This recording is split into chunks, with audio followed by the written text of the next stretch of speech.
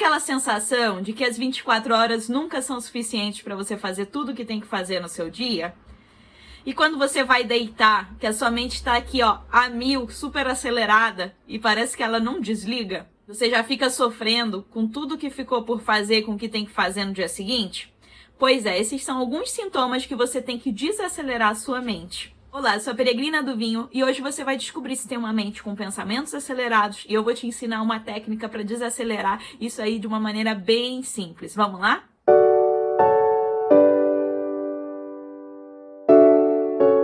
Bom, primeiramente, como que isso aconteceu comigo, Carol? Nem percebi, quando eu vi já tava assim. Bom, gente, é super comum na nossa sociedade hoje, né, com a velocidade com que a gente recebe estímulos, com a velocidade das situações, dos acontecimentos, né, que a nossa mente fique ali a 1000. Hoje, a todo momento, a gente está recebendo aí uma infinidade de estímulos diferentes. E a gente vai absorvendo tudo isso, né? E aí já vai fazendo os links na nossa mente, já vai pensando e já vai lá fazendo as hipóteses, e se eu linkar isso com aquilo, e se, né? Então, é algo assim que acontece de maneira que a gente nem percebe. Mas a gente tem outros fatores aí que desencadeiam essa síndrome, que é o quê?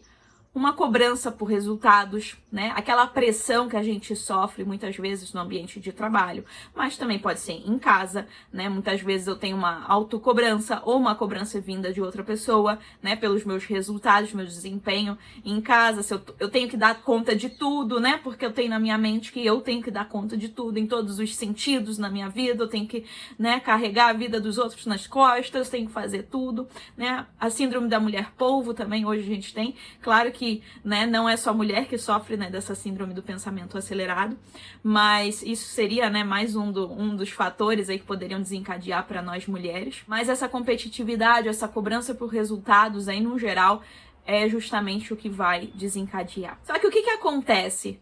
Enquanto a minha mente vai pensando, né, eu não tô desempenhando as minhas tarefas bem como eu imagino que eu esteja, né? Então eu não tô realmente performando da maneira ideal para ter esses resultados. E aí o que acontece é que eu não tenho esses resultados e eu fico, caramba, eu fico o dia todo ali trabalhando e não vejo o resultado. O que tá acontecendo, né? Então você entra nesse ciclo e fica cada vez um negócio mais insustentável, né? Mas o que isso atrapalha no meu dia a dia, Carol?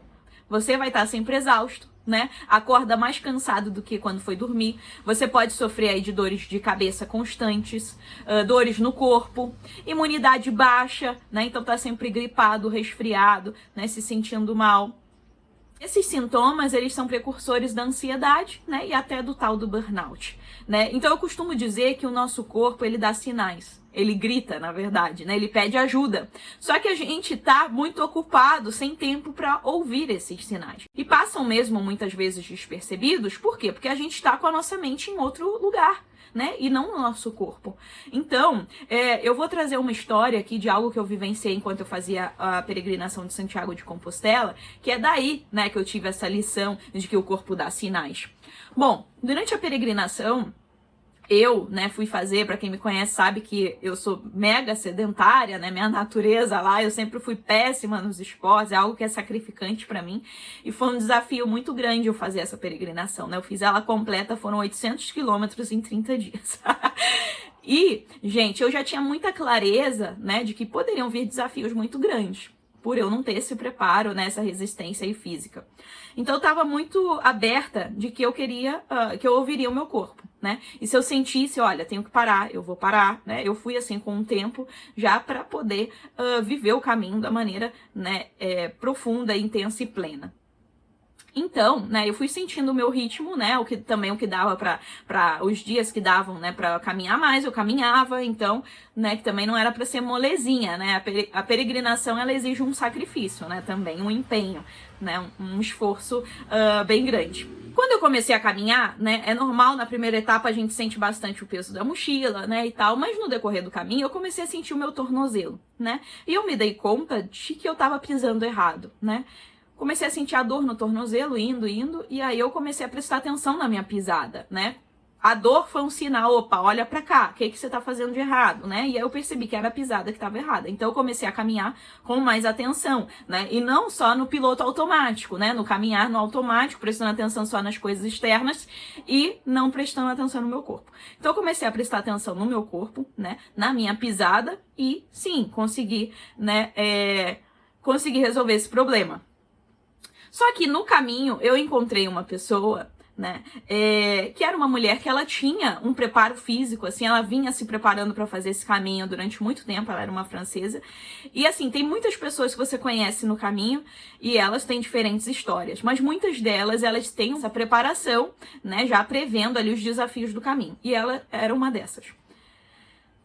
Ela estava fazendo, na verdade, não o caminho todo, era um trecho, mas ela tinha ido já decidida de que tinha que fazer aquele caminho. E quando eu a encontrei, né, encontrei num dos albergues, e ela tava com um tornozelo, gente, assim, enorme, enorme. O corpo dela tava gritando, para. E ela, né, gente, isso é uma história verídica, tá? E ela só me dizia que ela tinha que chegar lá naquele ponto que ela tinha colocado, né, como meta. E de que ela não podia parar. E que independente, e que ela ia dar um jeito. Então ela pegou a pomada, ela tava passando, né, coisas assim pra tratar a dor e que ela ia caminhar mesmo assim. Bom, gente, no dia seguinte, né, ela tava com um tornozelo ainda pior, né, e ela tava sofrendo muito, gente. Por quê? Muito mais do que a dor no tornozelo, ela tava no embate interior de que ela não podia parar. Só que aquela meta lá, quem colocou aquele limite? Será que foi uma imposição de fora? Era alguém que estava dizendo que você tem que dar conta? Você tem que chegar em tal ponto em X horas, em X dias? Não, aquilo foi ela mesma. Ela mesma colocou aquela meta para ela e ela não estava ouvindo os sinais do corpo. E, gente, eu tenho certeza que aquela mulher foi fazer a peregrinação para aprender essa lição. Eu não sei porque depois eu segui o meu caminho, né? E no caminho de Santiago a gente é assim, a gente encontra as pessoas, passa, né? E conhece outras. E eu não sei se ela aprendeu essa lição. Era muito mais do que cumprir uma meta. Era a lição de aprenda a ouvir o seu corpo. Ouça os sinais, eles estão aí. Respeite o seu tempo. Respeite o seu tempo. É sobre o agora. Não é sobre a meta lá. E isso também eu fui entender depois, né? Quando eu cheguei lá em Santiago. Depois dos 30 dias, né? Que eu fiz num tempo ótimo pra mim, que não tinha preparo nenhum, né? Uma média de 25 a 35 quilômetros por dia, né? Eu me superei, mas eu fiz com leveza. Eu respeitei o meu tempo. Tiveram dias que eu caminhei bem menos. E tiveram dias que eu caminhei mais. E no final, eu fiz num tempo que muitas pessoas se preparam para fazer justamente nesses 30 dias. Pra vocês terem ideia, o que nos recomenda é fazer esse caminho em 33 dias, né? E 30 dias é tipo, muito bom, né? E eu não fui nessa ganância. Tudo bem, se eu conseguir fazer, tá certo, tá ótimo. Mas eu vou respeitar o meu tempo. E eu vou aprender o que tem que ser aprendido nesse caminho, né? Eu fui muito aberta. E quando eu cheguei lá em Santiago, eu vi que não era sobre chegar lá em Santiago. Vocês acham que quando eu cheguei lá, foi o melhor ponto da caminhada, da peregrinação? Não. Aí eu me dei conta. É sobre o caminho e não o destino. E aí que eu me dei conta de que todos os aprendizados, todas as respostas que eu queria, né, elas vieram no decorrer do caminho e não quando eu cheguei lá. Então, peregrino, o que eu quero que você sinta, perceba agora? Não faça isso contigo. Não crie essas metas. Não se cobre desse jeito. Será que é mesmo uma cobrança externa ou tá aqui dentro? Será que o julgamento tá mesmo lá fora ou não tá aqui dentro? Vou até tomar um gole agora. Sabe que mesmo depois desse aprendizado, mesmo depois aí de eu me tornar peregrina do vinho, né? Quando veio a pandemia, eu vim pro digital. E para quem trabalha com digital sabe aí que a gente tem, né, algumas metas, algumas cobranças de que tem que postar toda hora, de você tem que estar online o tempo todo. E quando eu me dei conta, eu tava, né, com a mente a mil. Eu tava com crises de enxaqueca elas não curavam, né? Eu sempre sofri de enxaqueca, né, desde a infância, mas eu tinha enxaquecas pontuais. E quando eu me dei conta, eu tava com uma crise que mesmo que eu tomasse remédios, ela não passava. Eu dormia e acordava com mais enxaqueca. E eu sentia um esgotamento, eu acordava com a mente, que eu sentia que ela tinha ficado trabalhando a noite toda, né? Então eu já acordava assim, exausta. Eu acordava durante a noite inúmeras vezes. Ia ao banheiro, né, direto, né, então era pra ir ao banheiro, né, eu não conseguia segurar nada, mas ao mesmo tempo eu tinha muita dificuldade pra pegar no sono de novo, né. Eu tinha um sono muito picotado, muito ruim, não me recarregava, né? E eu vivia esgotada. E eu trabalhava o dia todo, né? Ficava ali me dedicando a estar criando conteúdos, né? Gravando aulas, tudo isso. Até altas horas da noite, num ritmo desenfreado, respondendo mensagens o tempo todo, a todo momento. Qualquer mensagem que entrava eu já respondia na hora, né? Eu tinha aquela coisa de que tinha que responder na hora, eu olhava o número das mensagens, já começava a sofrer, né? Eu sofria nos finais de semana quando eu ia visitar a família do meu esposo, que a gente ficava lá conversando, né? Hoje eu sou carioca, mas eu moro aqui na Serra Gaúcha, né? E o Joel é daqui. Então é um outro ritmo de vida, né? Então ir visitar a família dele, ficar conversando, sabe? Não fazer nada no final de semana, isso me incomodava. Eu levava, né, o computador, levava o iPad, todos os meus instrumentos de trabalho, eu sempre levava pra lá e ficava achando que, eu ia fazer acontecer no final de semana, né, que eu tava lá. Chegava lá, não conseguia fazer e ficava sofrendo. E como que eu vou ficar aqui conversando, né, fazendo sala e o tempo tá passando e eu ficava sofrendo. Ou sentar pra ver uma televisão, ver um filme e não fazer nada, não produzir, isso me deixava louca. E quando eu me dei conta, eu já não tava mais vendo graça nas coisas triviais do meu dia a dia. Então, no dia a dia, né, o Joel trabalhava fora e eu home office. Então, eu em casa, meu almoço, eu sozinha, não tinha graça. Eu não tinha vontade de cozinhar pra mim, por exemplo. Eu adoro cozinhar, sempre gostei. Mais o quê? Para os outros. Pra mim, não tinha graça. Tomar um vinho durante o almoço, sozinha, jamais, né? Então, só quando era pra receber alguém, só num jantar com alguém. Então, quando eu me dei conta, já não tinha graça. Só que no meio dessa loucura, eu conheci a meditação e comecei a meditar. Na verdade, assim, era bem difícil pra mim, porque com a mente a mil, né? Provavelmente, se você já tentou meditar, você vê que é muito difícil não pensar em nada, né? Só que eu entendi que, na verdade, não era o não pensar em nada. Era o observar o pensamento e deixar com que ele passasse, né? Não me apegar a ele. Quanto mais a gente tenta, não vou pensar, não, né, tá errado, não posso pensar em nada, mais a gente fica ansioso e mais a gente fica pensando, né?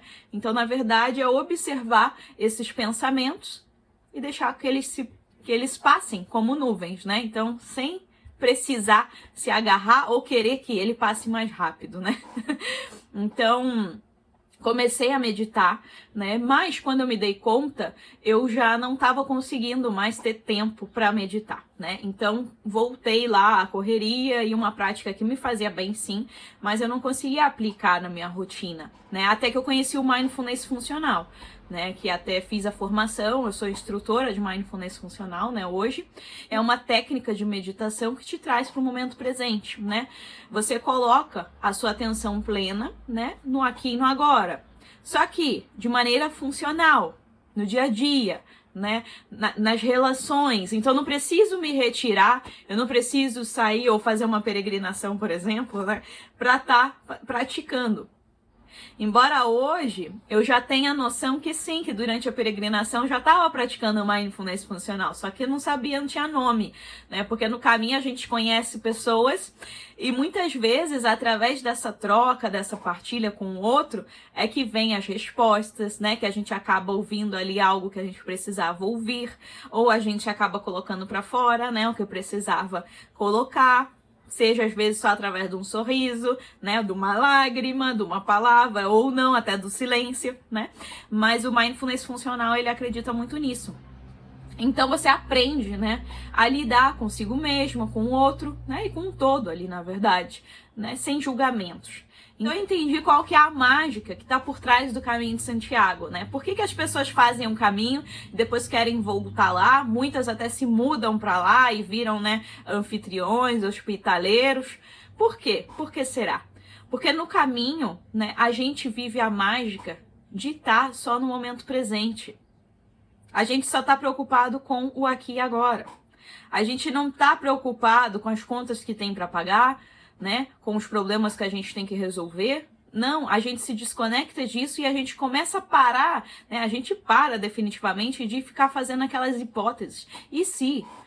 E se eu pegar aquele caminho? E se aparecer uma pessoa? E se não tem esse tipo de pensamento, né? Durante o caminho. E a gente se livra daquele questionamento constante do e se, né? Que a gente faz aqui o tempo todo.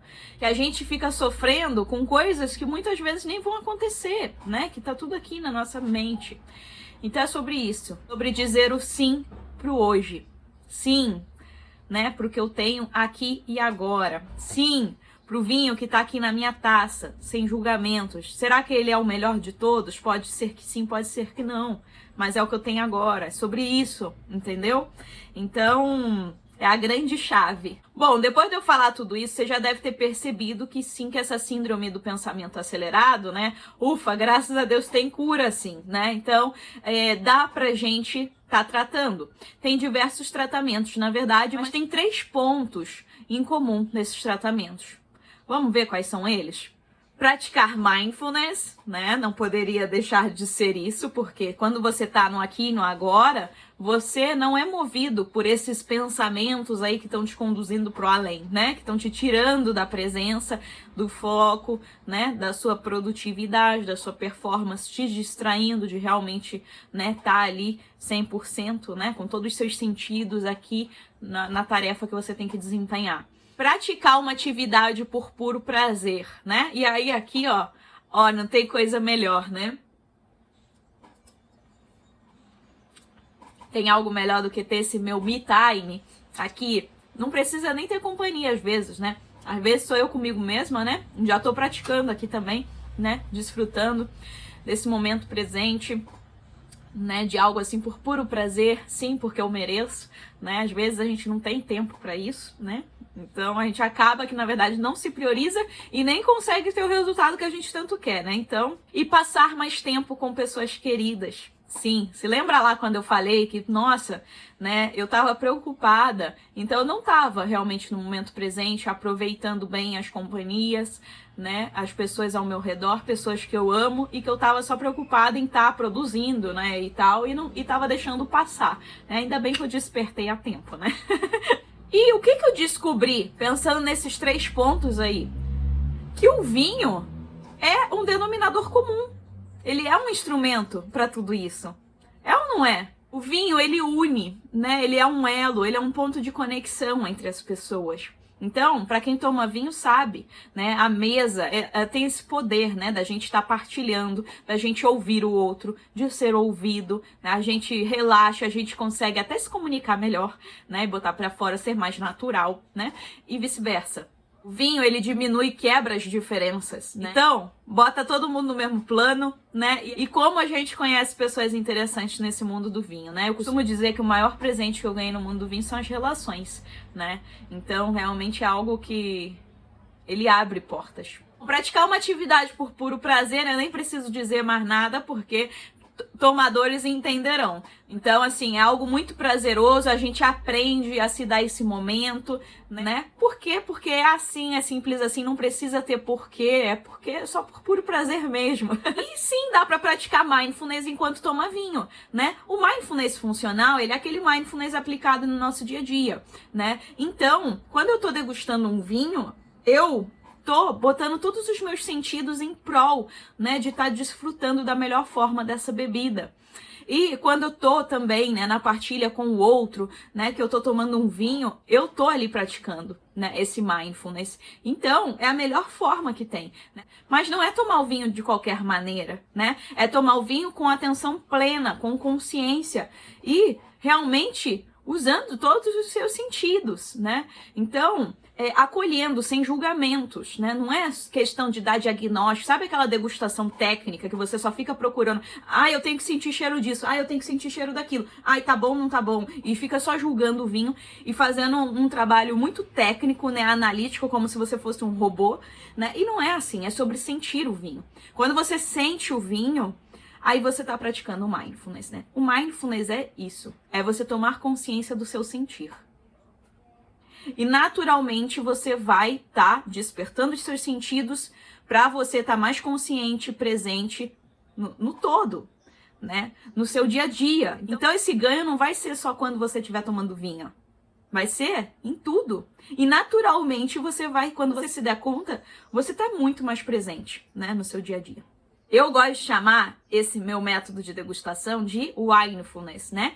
Que é um vinho com coração e sem julgamentos, né? Então, um vinho com atenção plena, né? Acolhendo o momento presente, né? Acolhendo o que eu tenho aqui na minha taça agora, né? Fez sentido pra ti? Bom, se você quiser, né, se aprofundar mais, eu tenho um curso onde eu ensino o meu método de degustação presente, né, do mindfulness, em apenas 24 horas. Então, se você não tem tempo, não tem mais desculpa, né, que 24 horas você já vai aprender tudo, né, inclusive como gostar de vinho, vai que você, né, não toma vinho ainda, Carol, não sei nada, eu vou te ensinar a gostar de vinhos e vou matar todos esses mitos que o pessoal vem dizendo por aí, que vinho tem que ser chato, cheio de regras, né, tudo isso. Então, é de uma maneira bem leve, divertida, que você nem vai perceber que você tá ali praticando a atenção plena, o mindfulness. Quando você se der conta, foi. Nada de mais sofrimento, por favor, né? Então eu vou deixar o link aqui na descrição do vídeo, se você se interessar, tá? Mas de antemão, eu já quero deixar uma tarefa para você testar a partir de agora, né? Então, mesmo se você não tiver vinho em casa, eu quero que você pegue um alimento qualquer, pode ser aí uma bebida também, né? Qualquer alimento. Pode dar uma pausa nesse vídeo, vai lá pegar que eu vou esperar, né? Já para você botar em prática a partir de agora e já ver que realmente o negócio é bom. Pegou? Tá. Então vamos lá. Primeiro, eu quero que você perceba como você se sente agora. Se você tá agitado, se você tá estressado, tenso, relaxado, calmo, feliz, triste, ansioso. Como que você tá agora? Dá uma silenciada e perceba. Ok? Se você pudesse me dizer em uma palavra como você se sente agora, como é? Vamos lá, então, vamos começar. Primeiramente, nós vamos agradecer por esse alimento que a gente tem aqui, independente de qual ele seja, tá? Agora não é hora para julgamento, é hora só pra gente agradecer pelo que a gente tem. Então, agradecer a todos os envolvidos nessa elaboração, né? Seja reino mineral, animal, vegetal, né? Tudo o que foi necessário para eu ter esse meu alimento aqui, agora comigo. Já começo agradecendo por isso. Agradeço por tudo que ele representa, tudo que ele pode fazer por mim também, que ele nutra o meu corpo, a minha mente e especialmente a minha alma. Bom, agora eu quero te convidar a olhar para esse alimento. Um olhar curioso, um olhar ali novamente sem julgamentos, observa a forma, a cor, tudo, vê se tem alguma coisa que te chama atenção. Só observe, tá? Sem julgamentos, agora não é momento de julgar, só olhar.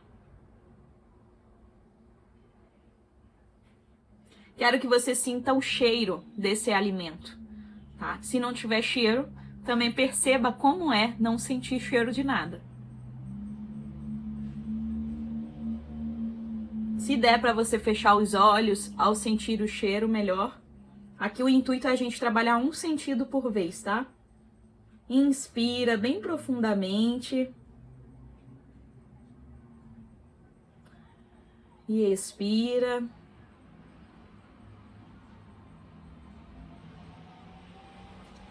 Perceba se você sentiu alguma sensação no seu corpo ao sentir esse cheiro.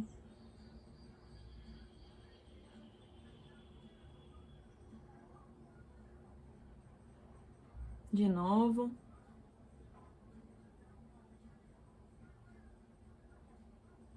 Agora sim eu quero que você coloque o alimento na sua boca. Mas não é só engolir, tá? Então aqui na nossa boca a gente vai trabalhar os outros sentidos, tá? Os outros 3 sentidos. Então vamos lá, coloca na sua boca esse alimento, né? Se for um líquido, segura ele um pouquinho que eu vou te guiar. Se for, né, sólido, também que eu quero te guiar, tá? Nada de já engolir direto, tá? Então coloca esse alimento na boca, né? Quero que você perceba as texturas aí envolvidas, né? Como que ele entra em contato com a sua boca, com a sua língua, né? Qual é a textura que você sente? É macio, é líquido, é ralo, é denso? Como que é essa interação aí? É viscoso, é áspero, é duro, né? Não precisa se preocupar com as palavras, tá? Eu quero que você perceba a sensação, tá? Você não precisa se preocupar em descrever, mas perceber mesmo. E que você repare, né, ao mastigar, ou se for líquido, né, ao engolir, repare o som, né? O som que é emitido, que som você escuta. Enfim, qual que é o gosto aí que você sentiu? O gosto que fica na sua boca é diferente do gosto quando você coloca o alimento na boca. Vamos lá, mais uma vez. Agora eu vou fazer com vocês, tá? Já dei as diretrizes, agora vamos lá.